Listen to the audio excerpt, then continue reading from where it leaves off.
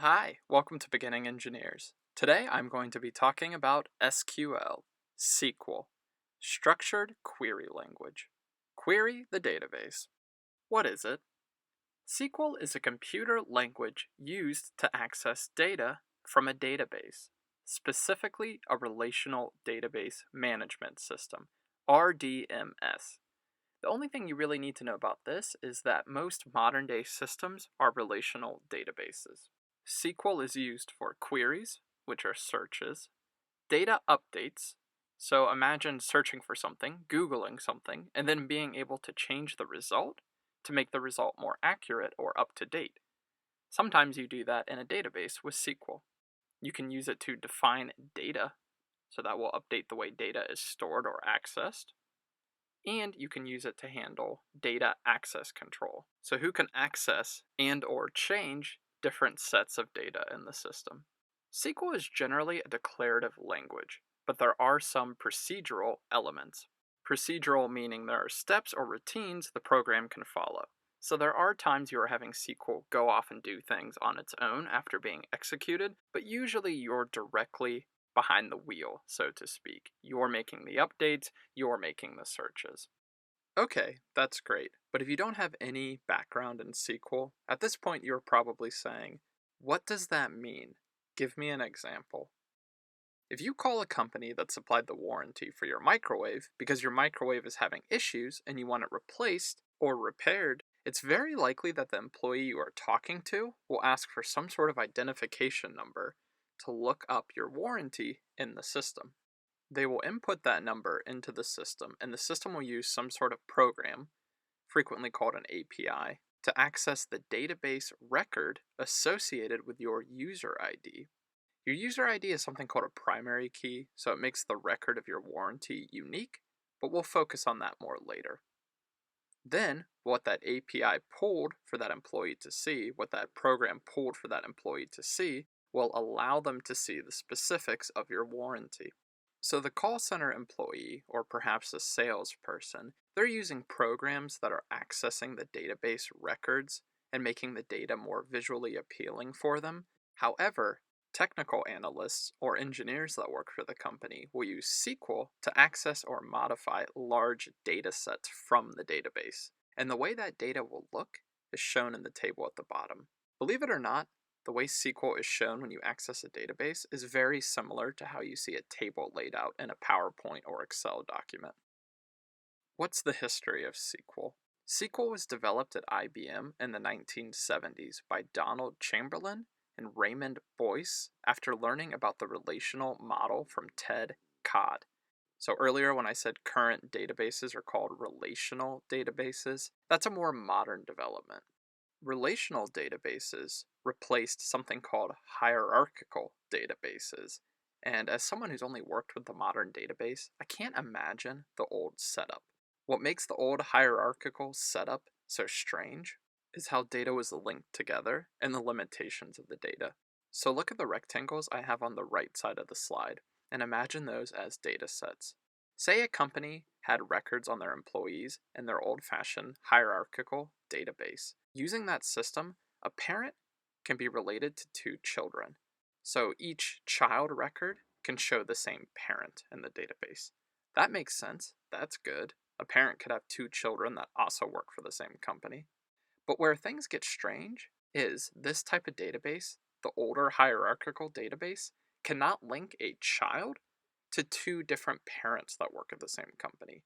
So if two parents work together at a company and their child works there as well, the old-fashioned hierarchical database cannot make that connection.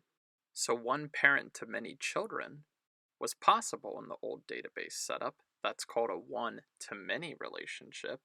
But many parents to one child, a many-to-one relationship, was not possible in the old system.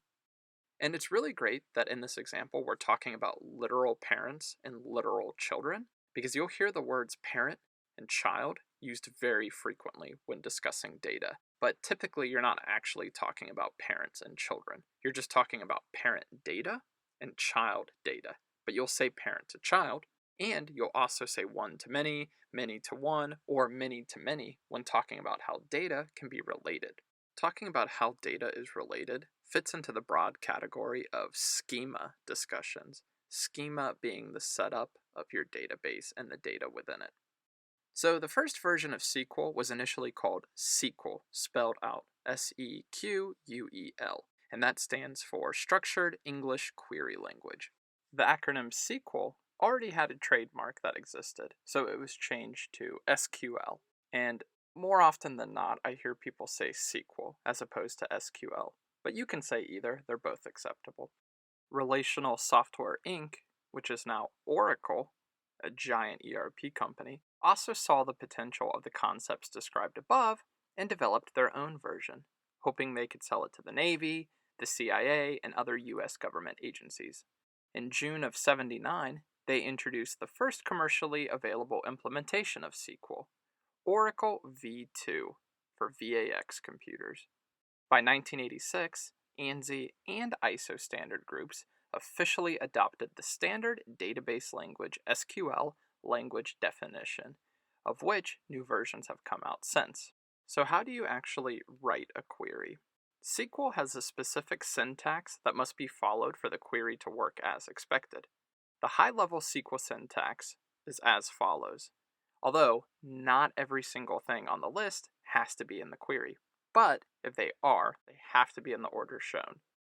So the first item will be a select, or an update, or a delete.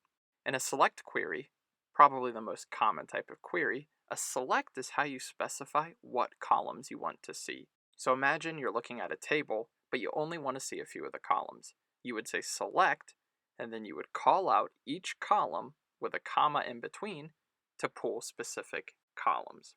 You need a from to say what table are we looking at, and if you're looking at multiple tables, you have to join them together.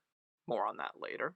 You have a where clause, so that's how you filter out certain records.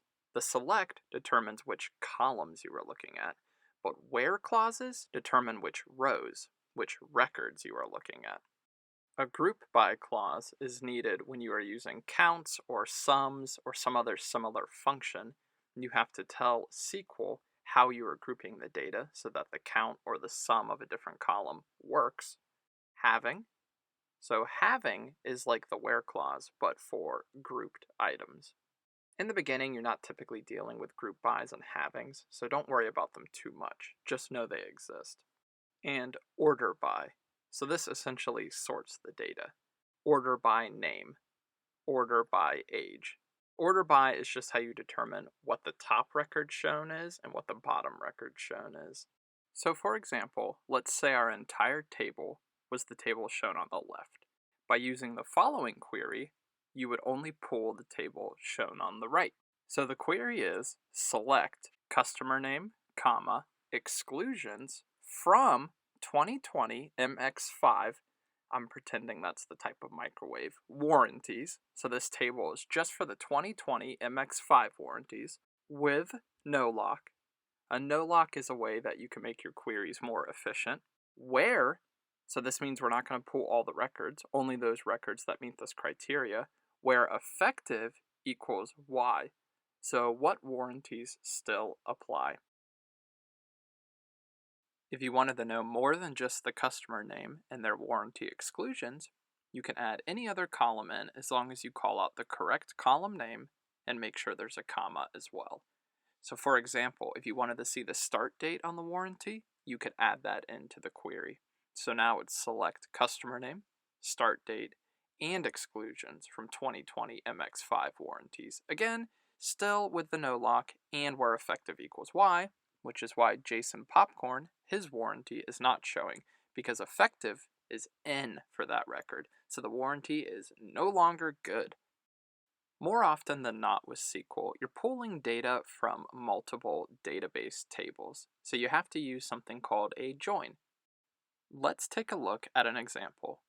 Select mx5w.customer_name, mx5w.startDate, mx5w.exclusions, ca.address from 2020 MX5W warranties space MX5W with no lock, inner join customer address info, a different table, space CA with no lock, on mx5w.warrantyid equals ca.warrantyid, where mx5w.effective equals y, and mx5w.exclusions is not equal to, that's what that symbol means, return shipping.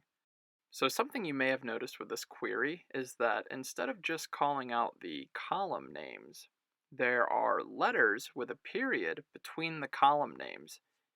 Those are called table aliases, and it's telling the query from which table does that column come. So you see, after we mention the tables as well, from 2020 MX5 warranties, there's a space, and instead of going straight to the with no lock, we are putting the letters MX5W. That's like giving our table a nickname so that we don't have to type out the entire table name before specifying the column. If you are just selecting columns from a single table, you don't have to specify the table because there's only one table. However, once two or more tables are involved, that is when you have to specify which table the column is coming from. And you can, if you want, put the entire table name dot the column name in your select statement, but most people prefer using an alias because it can just be a few letters. You decide the alias. It helps if it's similar to the name of the table, like in this case. When you're discussing how your data is set up, and especially when discussing joins, you'll want to understand two concepts: primary keys and foreign keys. A primary key is a unique value for each record in a table. Only that record will have that value for the primary key. It is a completely unique record. A good example would be your national ID of the country you live in, or a banking account number. Only your account has that unique number. We're going to focus on some examples in a second where we have a table of residents in a town and a table of cars. Each table will have its own primary key, and each table will have its own foreign key. A foreign key is essentially a primary key, but when it is not in its primary table. So for example, a car's VIN, vehicle identification number, is unique to that car. So in the car table, that's the primary key. Each record will have its own unique VIN. However, in the person table, that VIN is a foreign key. The VIN does not make a record unique in the person table. For example, if two people jointly owned a car or were associated with the car, you could see that same VIN repeated twice. And that same idea can go the other way as well. So think of someone's national ID in the people table. Only one person will have that ID. So that is a unique primary key in the person table. However, if that person owns multiple cars, that means that unique ID, that national ID, will be shown multiple times in the car table. It's a foreign key in the car table, whereas it's a primary key in the person table. These are also good illustrations of one-to-many or many-to-one relationships for certain data elements. One person can own many cars, and many people can own the same car, assuming that's allowed in this town. So we joined two tables together in our warranty query. But what does that even mean? And what is an inner join? A join allows you to essentially combine multiple tables in a database to view columns and records from each table, or perform operations using information in multiple tables. It's not a permanent thing. It's not like you're combining two tables into one table forever. Really, you're just sort of temporarily gluing them together for the purposes of that query. And there are different types based on how the tables are coming together. You can have a left join, an inner join, a right join, and sometimes you'll see full outer join. Something to consider as well, and this is why joins get tricky, is that there's not always a perfect match for all the records between two tables. One table could be much bigger than the other, and only has some matches in the other table. So let's consider table A and table B. A left join means we're going to grab all of table A and then we're going to attach any records in table B that have a match in table A.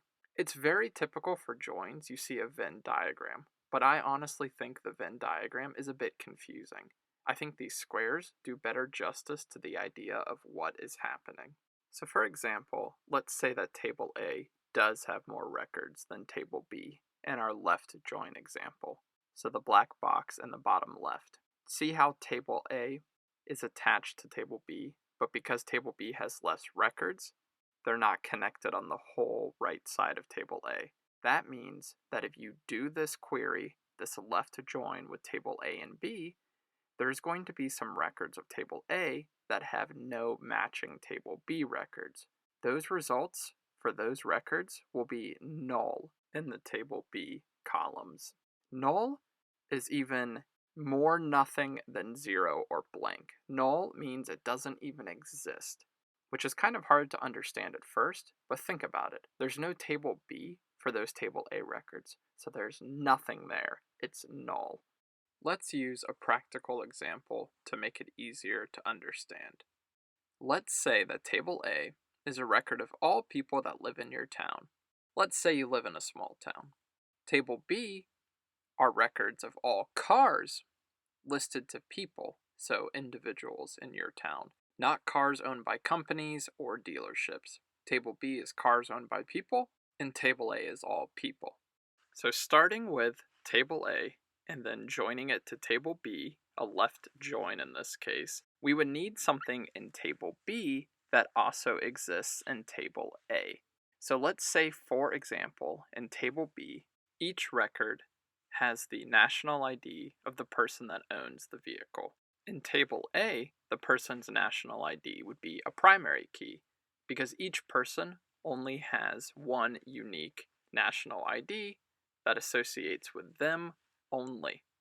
In table B, that primary key is now a foreign key, because that national ID doesn't define a table B record, a car record, but it is the primary key in a different table. So in table B, it's a foreign key, and it could be repeated in table B. Think about somebody that owns two vehicles. That would only be one record in the person table, but there would be two car records in table B. So their national ID would be repeated in table B, and you can do that with foreign keys, but a primary key has to be unique to that record. Now, to explain the null space shown in the image, let's imagine a record in table A that doesn't have a match in table B. Let's imagine a little kid who can't drive yet. They still have a national ID because they are a citizen of their country. However, that national ID does not exist in table B because there is no car associated with that ID, which makes sense. There's no car owned by a child that can't drive. So doing this left join select statement, we would still see the child's information, but when it came to the car make, the car model, the car year, those would show as null. A right join is very similar to the idea of a left join, except it's essentially reversed. So now let's imagine a car repair facility that has access to all the car data of the local town. This repair facility wants to reach out to all the people who own a car, not car rental companies or businesses that own cars. To query this information, they would select from table B, but right joining to table A. This time, though, it would be something more car specific. So it could be the VIN, the vehicle identification number of each car, which is the primary key in table B, but let's assume in this scenario the people records, table A, also shows the VIN of cars owned by that person. So the VIN would be a primary key in table B, but a foreign key in table A. A left join would make sense in this scenario too. To be honest, I typically used left joins when using SQL. So you could select from table B and then left join to table A. So that way you would still see all the cars, and then you would see the associated people records if they were owned by people. So we have our left join and we have our right join. Either one will return an entire table and then part of another table if there's a match. Now we have something called an inner join, This will only return a record if there is a match, so there will never be a scenario with an inner join where you have nulls, at least not with more simple queries or simple data. So using our car and people example, if we inner joined the table of all people and the table of all cars, there would only be records returned for people that own cars. People that don't own any cars, or cars owned by companies, would not be displayed. Inner joins are very often used with insert statements, so this is where you are adding records to a table in your database. Typically, if you're using multiple tables joined together to insert into another table, you want complete data sets, so you are going to use an inner join. And finally, keep in mind that SQL is a database language. However, there are many applications, many shells, that are built on top of SQL to access different database systems. I've listed 10 very popular ones below, but there are, of course, many more. Thank you so much for watching this video. I hope you now understand what SQL is, a little bit of its history, and how it is used. Feel free to like this video and subscribe. I release about one technical, usually engineering video a month. Have a great day.